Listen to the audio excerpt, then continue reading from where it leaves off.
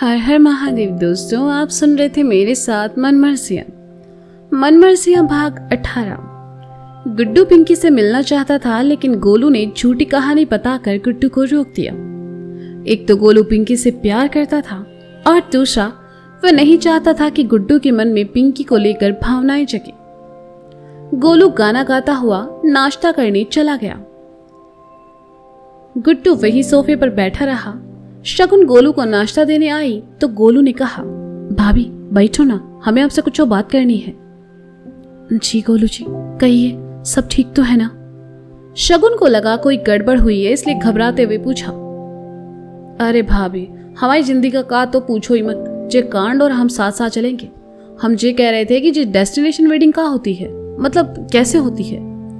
गोलू ने सवाल किया तो शगुन ने कहा, पहले आप नाश्ता कर लीजिए, फिर बैठकर बात करते हैं। ठीक है भाभी, जल्दी से कुछ खाने को दो, बहुत भूख लगी है।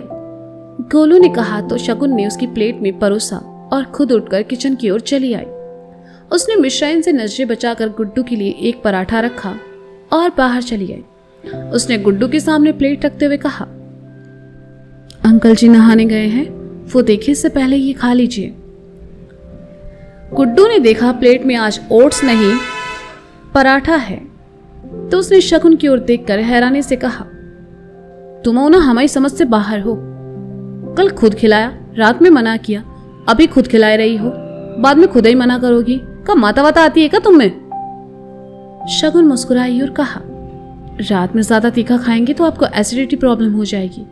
दिन में खाना जल्दी पच जाता है, खा लीजिए, वरना ये भी नहीं मिलेगा। कहकर शगुन वहां से चली गई। गुड्डू ने प्लेट उठाई और एक निवाला तोड़कर खाते हुए कहा, हम पर हक तो ऐसे जताए रही हैं जैसे हमारी बीवी हो। उधर गुड्डू ने नाश्ता किया और फिर शगुन के साथ गोलू ऊपर चला आया। शगुन ने उसे डेस्टिनेशन वेडिंग के बारे में सारी बातें बताई तो गोलू को समझ आया कि अनजाने में उसने कितनी बड़ी मुसीबत को अपने सर पर ले लिया है, क्योंकि आज से पहले उसने ऐसी कोई शादी नहीं करवाई थी। गोलू ने सब बातें सुनने के बाद कहा, भाभी ये तो बहुत ही मुश्किल काम लग रहा है, हम अकेले नहीं संभाल पाएंगे। शादी कब है? शगुन ने गोलू की तरफ देखकर पूछा। 10 दिन बाद है भाभी, और कानपुर में तो ऐसी कोई जगह नहीं है जिसे डेस्टिनेशन वेडिंग का नाम दिया जाए। गोलू ने कहा।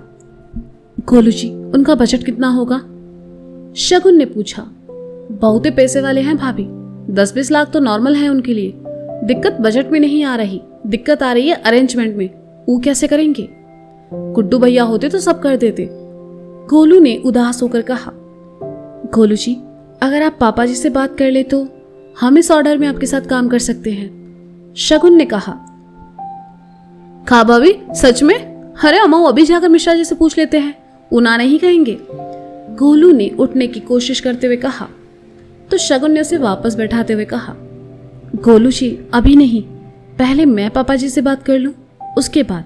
तब तक आप बाकी अरेंजमेंट देख लीजिए। ठीक है भाभी, ये समस्या तो हल हुई, अब एक ठो और समस्या है। गोलू ने कहा। वो क्या है? शगुन ने पूछा। गुड्डू भैया पिंकिया से मिलना चाहते हैं। अभी के लिए तो हमने उनको फुसला दिया है, पर जैसे ही ठीक होंगी पिंकी से मिलेंगे जरूर। कहीं उनसे मिलकर गुड्डू भैया के मन में फिर से अभावनाएं उमड़ने ना लगे, बस एक जे बात का डर है। गोलू ने कहा। शगुन ने सुना तो वह थोड़ा सोच में पड़ गई। हालांकि गोलू ने शगुन को यह नहीं बताया था कि वह खुद पिंकी के चक्कर में है। शगुन ने गोलू को देखा और कहा, अब क्या करेंगे गोलू जी? भैया पिंकिया के प्यार में पड़े इससे पहले आप उनसे नजदीकियां बढ़ाए लो। गोलू ने कहा। मतलब? शगुन ने एकदम से पूछा। अब यार हम कैसे बताएं आपको? हमारा मतलब गुड्डू भैया के दिल में फीलिंग्स जगाई है आपके लिए। अब इससे ज्यादा डिटेल में हम नहीं बता पाएंगे। कहते हुए गोलू उठा और चला गया। फीलिंग्स जगाए मतलब? गुड्डू जी सीधे मुंह बात नहीं करते, और मुझसे फीलिंग कहां से आएगी उनके मन में? वो शगुन को पसंद करते थे जो उनकी पत्नी थी। मैं तो उनकी नजर में एक अनजान लड़की हूं, पर पिंकी से उन्हें बचाने के लिए मुझे गुड्डू जी के करीब जाना ही होगा। शगुन ने अपने ख्यालों में खोए हुए कहा। नाश्ता करने के बाद गोलू घर चला आया। मिश्रा जी भी शोरूम के लिए निकल गए। शालू के आने पर वेदी उसके साथ क्लास के लिए निकल गई। घर में बची मिश्राइन, शगुन, लाजो, अम्मा और गुड्डू। कुछ देर बाद मिश्राइन के फोन पर लाजो के घर से उसके चाचा का फोन आया। उनकी तबीयत खराब थी, इसलिए लाजो को तुरंत गांव बुलाया गया। मिश्राइन ने उसे जाने को कहा और साथ ही कुछ कपड़े और रुपए भी दे दिए। कानपुर में ही बगल में उसका गांव था। लाजो चली गई। गुड्डू पड़ा पड़ा ऊँघ रहा था। नहाने के नाम पर गुड्डू के सिर्फ कपड़े बदले जाते और गीले कपड़े से बस उसका बदन पोंछा जाता। गुड्डू सोफे पर बैठा बैठा परेशान हो गया तो मिश्राइन को आवाज दी, अम्मा अम्मा। मिश्राइन ने भी आजकल गुड्डू की बातों को जानबूझकर इग्नोर करना शुरू कर दिया। गुड्डू की आवाज देने पर फोन नहीं आई तो शगुन चली आई और कहा, हाँ कहिए, तुम हमारी अम्मा हो? गुड्डू ने चिढ़ते हुए कहा, जी नहीं, आपने आवाज लगाई इसलिए चली आई। और माँ जी, मतलब आंटी बाथरूम में है। शगुन की जबान फिसली। हमें हमारे कमरे तक जाना है, गुड्डू ने कहा तो शगुन ने अपना हाथ गुड्डू की ओर बढ़ा दिया। गुड्डू पहले कुछ सेकंड्स तो शगुन को देखता रहा और फिर उसका हाथ थामकर खड़े हो गया। पैर में टखने से लेकर अंगूठे तक प्लास्टर था तो चलने में दिक्कत आ रही थी। दूसरे हाथ की कलाई पर भी प्लास्टर था। गुड्डू को तकलीफ में देखकर शगुन ने कहा, अगर आप सहज हो तो अपना हाथ मेरे कंधे पर रख लीजिए, इससे आपको चलने में आसानी होगी। शगुन ने इतने प्यार से कहा कि गुड्डू ना नहीं कह पाया और अपना हाथ उसके कंधे पर रख लिया।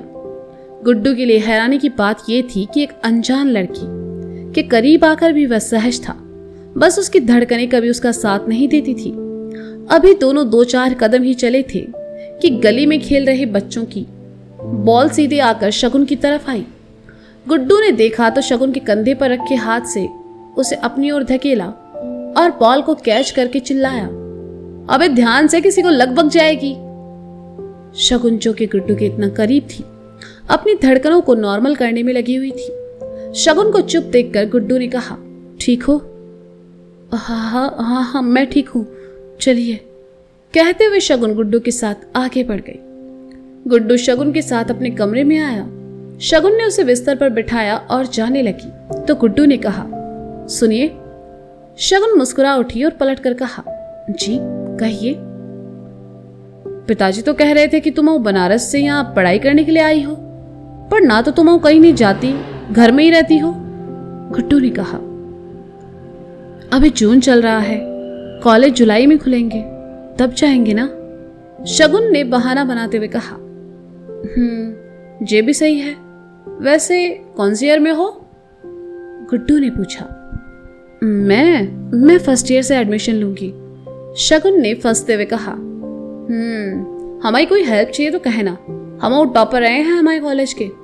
गुड्डू ने अनजाने में शगुन के सामने फेंकते हुए कहा, जबकि शगुन को सच पता था। सच में? शगुन ने जानबूझकर अनजान बनते हुए कहा, और नहीं तो का, हरे जलवा है हमारा कानपुर में। राम भरोसे मास्टर जी तो इतनी इज्जत देते हैं कि हम ही शर्मा जाते हैं। अब क्या कर सकते हैं, प्यार है कॉलेज वालों का, और हमारे अलावा किसी ने टॉप भी ना किया 5 साल से, हम ही टॉप कर रहे हैं।